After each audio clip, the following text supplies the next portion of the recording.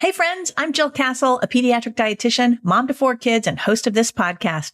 I started this podcast in 2016 as a way to help families and healthcare professionals learn more about nutrition and feeding kids. My goal has always been to make nourishing your families easier through breaking down science into understandable concepts you can put into practice right away and shedding light on and improving the emotional well-being of kids through feeding and food. You can always go deeper on my website, theNourishChild.com, where I have resources for children ages birth through teen. I'm always so grateful you're here, and I hope you enjoy the show.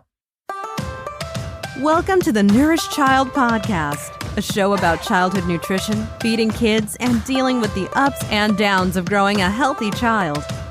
Here's your host, registered dietitian and childhood nutrition expert, Jill Castle.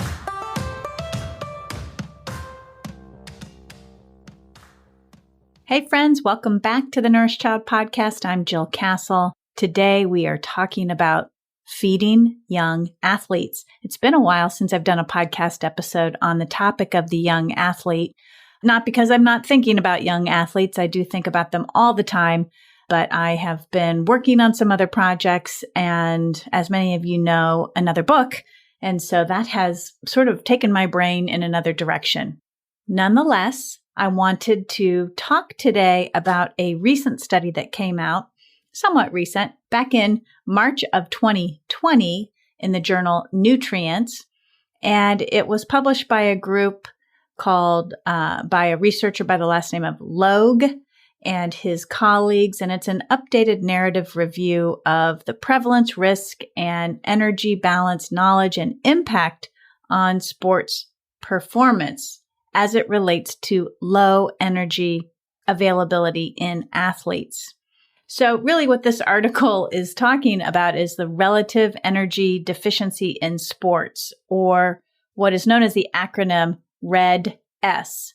If you have an athlete, you might have heard about this before. It just really revolves around low energy availability to the athlete's body. It's a condition that's frequently observed among high-performing male and female athletes. So particularly, on this show, we talk about kids and teens and infants and toddlers a lot. So I'm not going to really talk about adults, but this really is going to pertain to your high-level, high-performing athlete, teenage athlete, and maybe even middle school athlete who is training quite a bit. And low energy availability basically just means that there's not enough energy intake from food to cover the amount of energy or calories burned during exercise. So we do see low energy availability in various sports. And actually, according to this 2020 review study, they say that the prevalence of low energy availability ranges from 22 to 58% in athletes. So these are both young and older athletes, adult athletes. Back in the day when I was doing one-on-one counseling and working with a lot of athletes, the irregular period in a female athlete was the classic symptom that would suggest low energy availability. Back in that time, which was not that long ago, honestly, RED-S was not a term that was known to us at that time. And actually, if you ever read my book, Eat Like a Champion, which is a sports nutrition book for kids and teenagers, I didn't even mention RED-S because it wasn't a thing when I wrote the book. So a lot of research has come out, particularly in the years since 2018, about RED-S. And it's just super interesting stuff, and it's becoming more and more detailed. I just wanted to go through this particular piece of research because I wanted you to be more familiar with what we're talking about, not only just low energy availability, or EA is what they call in the research, but also RED-S. Because we've had so much more research since 2018, we are able to assess the risk or the presence of low EA, energy availability, or RED-S, more comprehensively. For one, the LEAF questionnaire. LEAF stands for Low Energy Availability in Females, LEAF. LEAF questionnaire can actually help predict a girl athlete's risk for Red S. And the questions, while I don't have the 25 questionnaire on hand right now, these questions mostly center around gastrointestinal symptoms like gas, bloating, vomiting that occur perhaps after eating. They also center on how often an athlete is injured, and of course, whether or not a female athlete is getting her period. It also will center or does center on this notion of a drive for being thin or a drive for thinness, but it also touches on the fact that stress, compulsive exercise, and disordered eating patterns can increase the risk for low energy availability and Red S.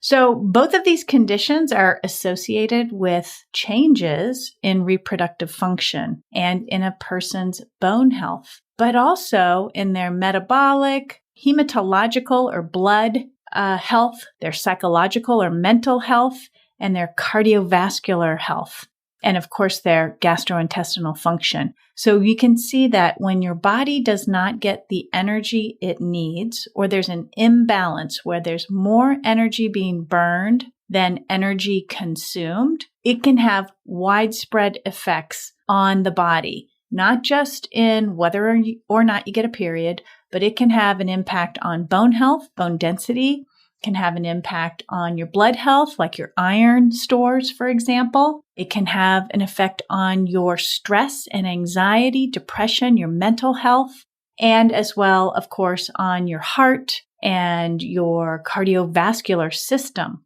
One of the things that the article noted was that when a female or male has more stress fractures, or they are absent from training for more than 3 weeks due to an illness or an injury, or they follow a gluten-free diet, these 3 things are correlated and raise the suspicion of low energy availability. So those 3 things, not being able to attend practice because you're injured or you're ill, or you keep having stress fractures, or you're following a restrictive diet, like a gluten-free diet, which really restricts the carbohydrates in an athlete's diet, those things raise a suspicion. It doesn't necessarily say you're going to have low energy availability, but it does raise the suspicion that you're at higher risk for that, or that your athlete is at higher risk for that.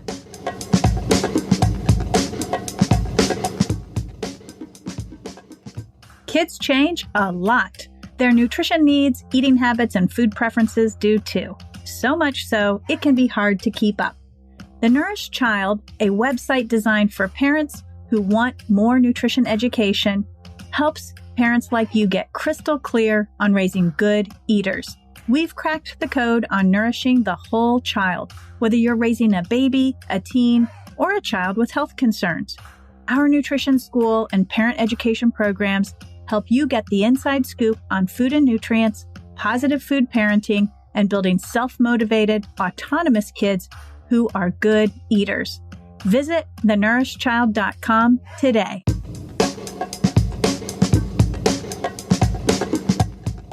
We also know that low energy availability can contribute to poor sports performance. This is the irony of it all, because a lot of times athletes think that they will be faster if they are of a low body weight, so they restrict their energy intake in an effort to reduce their size or their body weight. And that actually, this study shows, leads to poor sports performance. It is counterproductive to the goal of any athlete, which is to perform at their best, right?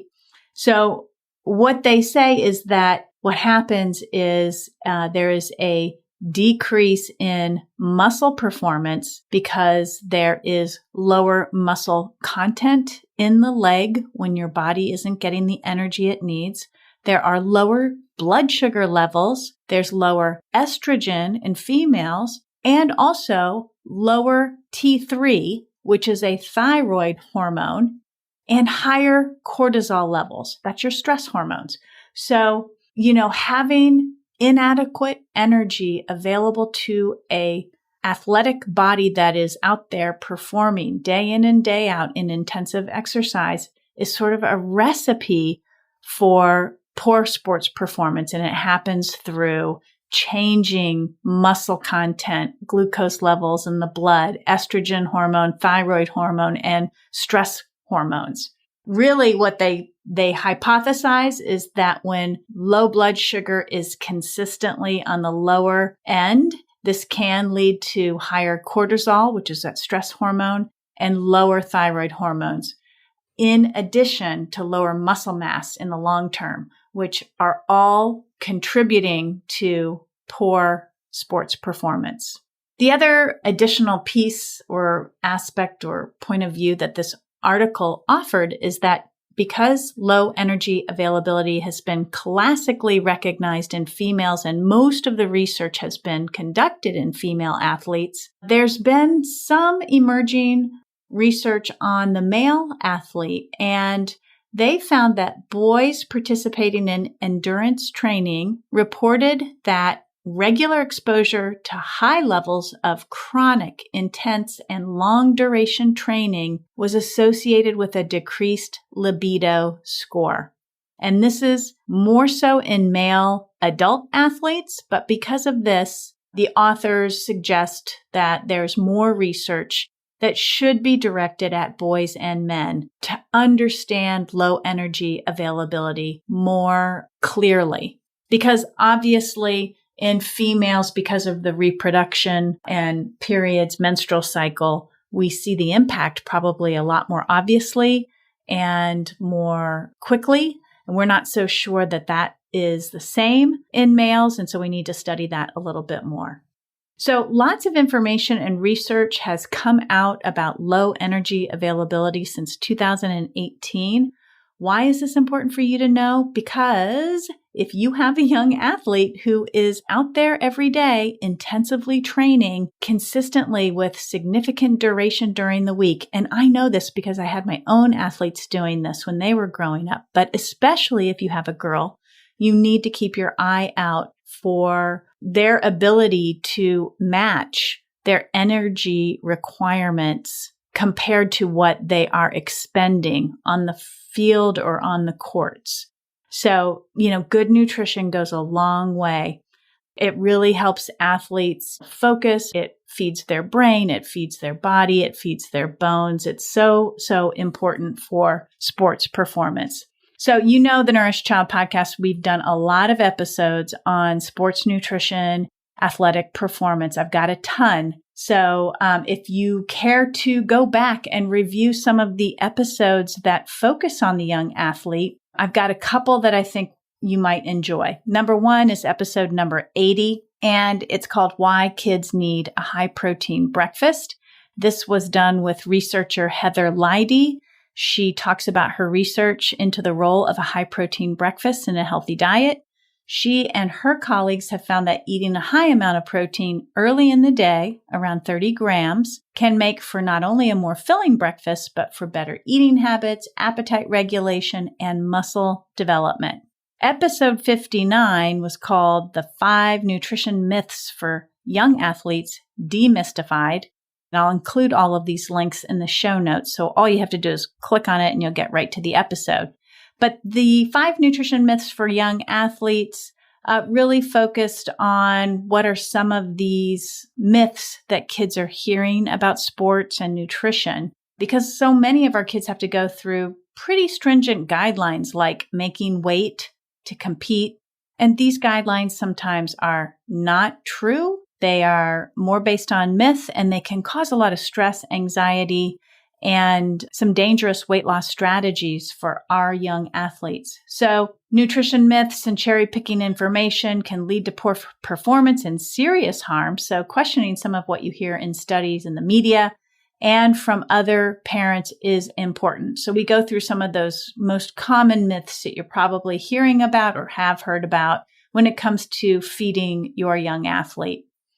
And then the last episode that I'm listing for this Best of Summer podcast episode is episode number 41, and it is with the legendary Nancy Clark, the original sports dietitian and best-selling author of Nancy Clark's Sports Nutrition Guidebook, which is written for adults primarily. I believe she has one out for teens as well, or has expanded her adult book to cover some teen nutrition guidance. But that's a great episode. She really just walks us through the evolution of sports nutrition and where it was when she started in her career and where it's really evolved to today. And then last, I would just say, don't forget, I have written a book about sports nutrition for young athletes called Eat Like a Champion. And there are several resources for the young athlete on theNourishChild.com, including articles, books, and online classes. So that is it for today, my friends. That's the end of the Best of Summer podcast deep dive episodes.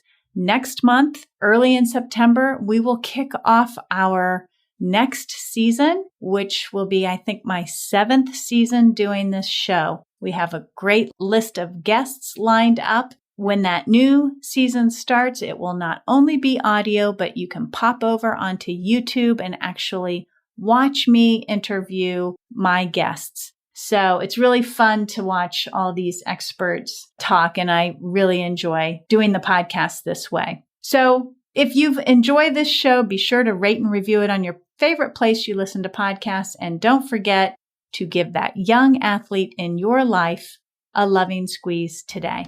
Bye for now. Thanks for listening to the Nourish Child podcast, where the #1 goal is to help you grow a nourished child inside and out.